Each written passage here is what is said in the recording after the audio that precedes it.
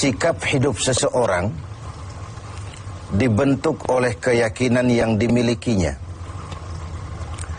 Sebagai muslim, keyakinan kita berpatri pada dua kalimat syahadat. Asyhadu an la ilaha illallah wa asyhadu anna Muhammadar Rasulullah.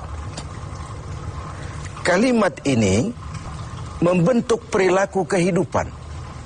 Itulah ikrar yang kita ucapkan. Artinya, pada saat kita berkata asyhadu an la ilaha illallah, saya bersaksi tidak ada Tuhan selain Allah, kita sudah melaksanakan sebuah ikrar. Kalau saya yakin tidak ada Tuhan selain Allah, itu berarti saya tidak akan pernah takut kecuali hanya kepada Allah. Saya tidak akan pernah menggantungkan hidup kecuali hanya kepada Allah. Saya tidak akan melarikan persoalan kecuali hanya kepada Allah. Saya tidak akan minta tolong kecuali hanya kepada Allah. Saya tidak akan minta rezeki kecuali hanya kepada Allah. Berurat dan berakar itu di dalam hati, membentuk kepribadian dan mewarnai seluruh langkah kehidupan kita. Di zaman kita fasih betul mengucap dua kalimat syahadat. Tahlil pun lancar. Tetapi konsekuensi dari kalimat itu sering kita abaikan. Apalagi kita sedang berhadapan dengan zaman yang serba sulit seperti sekarang ini.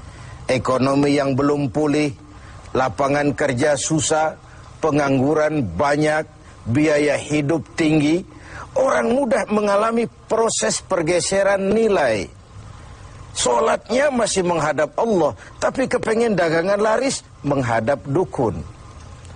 Dicampurlah itu, iyyaka na'budu wa dukun nasta'in. Ini kan sudah gaya hidup yang sinkrit.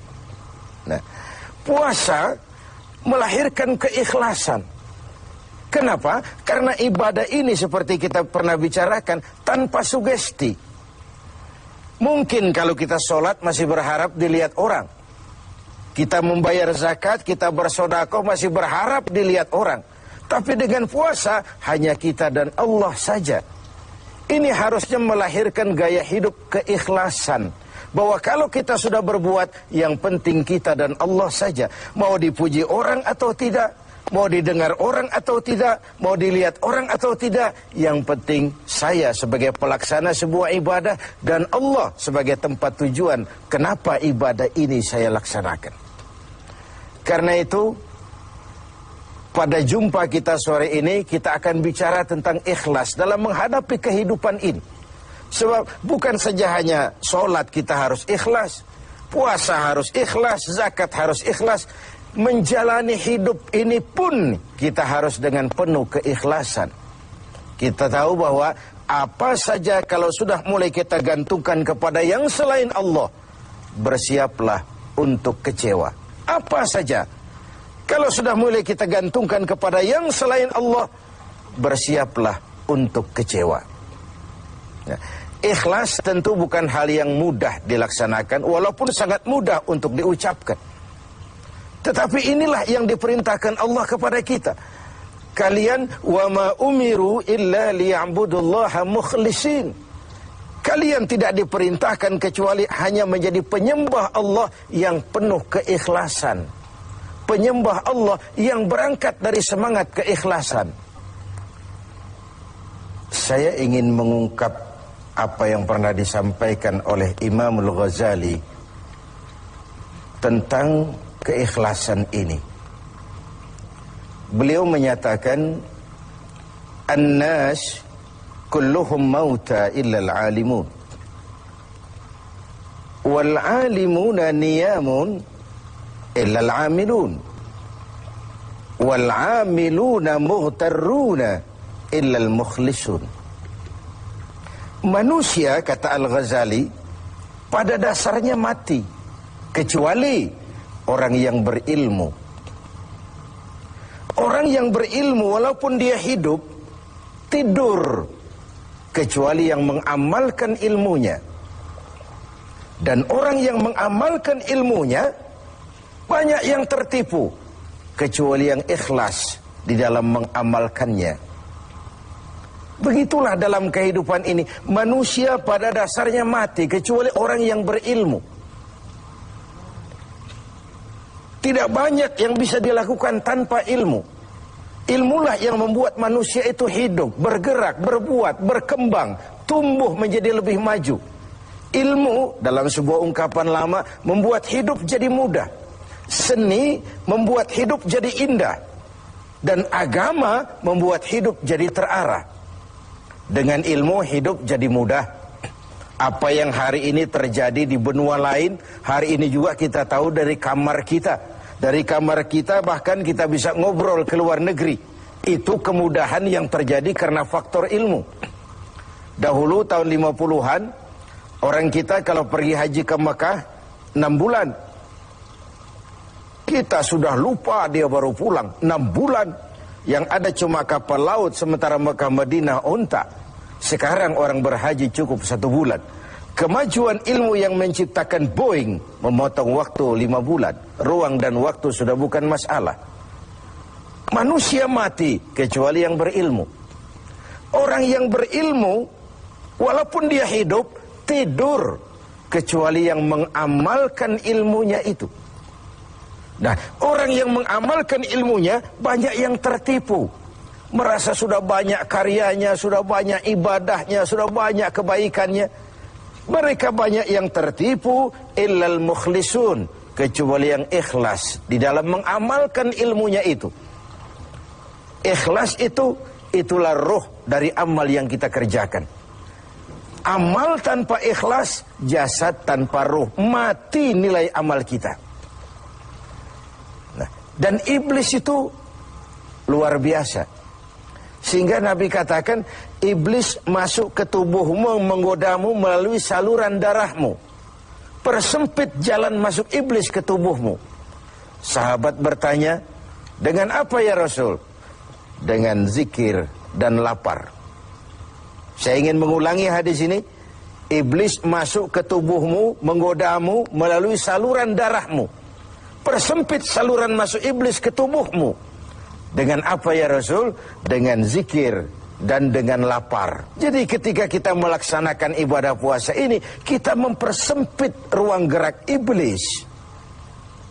Itu makna bahwa kalau datang Ramadan, diikat setan dan iblis itu. Siapa yang mengikat? Ya kita sendiri. Dengan apa? Dengan ibadah puasa. Kita ikat dia, tidak berkutik, memperturutkan hawa nafsu sebagai kendaraan utama si iblis tadi. Jadi kembali kepada soalnya, keikhlasan. Itulah nilai dari amal kita. Nah, iblis datang kepada setiap orang dengan bendera yang tidak sama. Iblis datang kepada orang kaya dengan bawa bendera bakhil. Iblis datang kepada penguasa dengan membawa bendera kezaliman. Iblis datang kepada para kiai dengan membawa bendera hasud, iri hati, dengki. Iblis datang kepada orang kaya dengan membawa bendera pelit, bin bakhil alias kikir. Strateginya berbeda, bergantung kepada yang didatanginya. Nah, kalau itu tidak terkena, ditanamkannya lah perasaan bangga. Ah, amalmu sudah banyak, kebaikanmu sudah banyak. Dihilangkanlah keikhlasan kita. Karena itu hadirin dan pemirsa, saya ingin menyampaikan sebuah potret tentang ikhlas ini. Dulu ada cerita, kiai punya santri 2 orang. Satu namanya si Ali, satu namanya si Umar. Satu hari si Ali pergi ke kebun, nyabut singkong. Singkong tercabut, Ali melihat, ah ini singkong bagus sekali. Kalau dihadiahkan kepada Pak Kiai, senang hati beliau. Ah, tabarukan, cari berkah. Berangkat ke rumah Kiai, bawa singkong. Sampai di rumah Kiai, Assalamualaikum Pak Kiai. Waalaikumsalam. Ada apa? Dari kebun Pak Kiai, saya jabut singkong, bagus sekali. Saya ingat sama Kiai, doakan saya Kiai. Oh, bawa masuk ke dapur, Li. Ali masuk ke dapur, taruh singkong. Kiai bilang sama istrinya, Bu, Ali ini jauh-jauh datang kemari, hadiahkan kita singkong ini. Pulang kita kasih apa dia? Kata istrinya Kiai, Bang, ada seekor kambing di belakang, hadiah pengusaha tempo hari sama kita. Daripada di sini tidak ada yang merawat, kan lebih baik dikasihkan si Ali. Siapa tahu dia pelihara berkembang biak jadi banyak nantinya. Jadilah itu. Ali permisi mau pulang, kata Kiai, "Li, saya hadiahkan kau seekor kambing. Peliharalah, mudah-mudahan membawa berkah." "Terima kasih Pak Yai." Pulanglah Ali dengan kambing seekor ini. Di jalan pulang ketemu temannya si Umar. "Dari mana kau, Li?" "Dari rumah Kiai, Umar." "Itu kambing?" "Dikasih sama Kiai." "Kenapa kamu dikasih kambing?" "Enggak tahu, saya datang cuman bawa singkong ke rumah Kiai, pulang dikasih kambing." Si Umar nih otak dagangnya jalan. Kalau Ali saja bawa singkong dikasih kambing, bagaimana kalau saya bawa duren? Jadi mampirlah si Umar ke pasar beli duren 3 buah, dibawalah ke rumah Kiai. "Kiai, assalamualaikum." "Ada apa, Mar?" "Duren Kiai, ikhlas karena Allah, ikhlas Kiai, silakan." "Oh, bawa masuk ke dapur, Mar." Umar taruh singkong taruh duren di dapur. Kiai bilang lagi sama istrinya, "Bu, Umar nih datang bawa duren lebih banyak dari yang dibawa si Ali. Kita kasih apa dia pulang?" Kata istrinya Kiai, "Abang nih kambing seekor pun sudah dikasih Ali, Bang. Sudah nggak ada apa-apa lagi di rumah." "Gitu ya?" "Iya." "Jadi macam mana?" Kata istrinya Kiai, "Begini sajalah, Bang. Ali tadi kan datang bawa singkong. Lalu Umar nih daripada pulang tangan kosong, sudah singkong Ali saja kasihin si Umar." Begitu. "Iyalah." Ya jadilah. Umar permisi mau pamit pulang, kata Kiai, "Mar, ada singkong, kamu bawa pulanglah, saya hadiahkan sama kamu, rebus, mudah-mudahan bawa berkah buat kamu." Pulanglah si Ali bawa singkong nih kan. Jadi ini sebuah potret betapa si Ali yang ikhlas bawa singkong dapat kambing. Umar nih yang punya target, bawa duren 3, pulang dapat singkong. Nah, jadi ini sebuah cerita bahwa apa saja kalau sudah kita mulai bukan karena Allah, bersiaplah untuk kecewa. Itu dulu, barangkali adik-adik ada yang akan mengajukan pertanyaan. Silakan.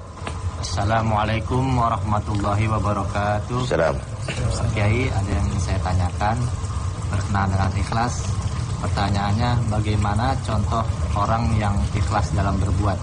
Ya, contoh orang yang ikhlas dalam berbuat. Saya ingin menyampaikan sebuah cerita saja, tapi agak vulgar. Tapi ini agak mendekati ya. Orang yang ikhlas dalam berbuat itu, mohon maaf, barangkali agak mirip-mirip orang yang buang air besar. Ini saudara-saudara, kalau pagi buang air besar ikhlas enggak? Ikhlas kan? Apa pernah ditengok-tengok? Enggak pernah. Apa pernah berharap balik lagi?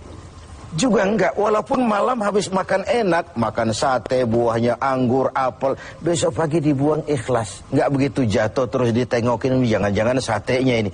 Enggak, sudah ikhlas, kurelakan di kau pergi.